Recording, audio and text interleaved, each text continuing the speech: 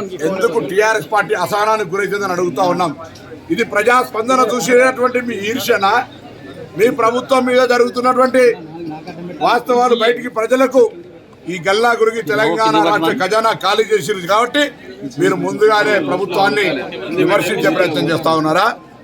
ఈ రోజు అడుగుతా ఉన్నాం మేము 420 అయితే ఈ రాష్ట్రాన్ని దోపిడీ దొంగల్లాగా దోచుకొని డెకాయిటీ సెక్షన్ 390 నేను అడ్వకేట్ను వారి పోలీస్ అధికారి తెలంగాణ ప్రజలు సెక్షన్ 390 దోపిడీదారులు డెకాయిట్లకు సంబంధించిన సెక్షన్ అది మీ మీద పెట్టే రోజు వస్తుంది. జాగ్రత్త. మేము ఇప్పటివరకు నెల రోజుల కాడాగాలి చీటర్స్ ఎట్లా అవుతాం, 420 కేసు ఎట్లా అప్లై అవుతుంది? మీకు అసహనం బుద్ధి కూడా ఏం పని చేయాలో కూడా తెలుస్తలేదా? ఒకవైపు 2 గ్యారెంటీలు అమలు చేసి మిగతా 6 గ్యారెంటీలకు సంబంధించిన ప్రక్రియ అప్లికేషన్ కొనసాగుతుంటే ఎందుకు తొందరపడుతున్నారు?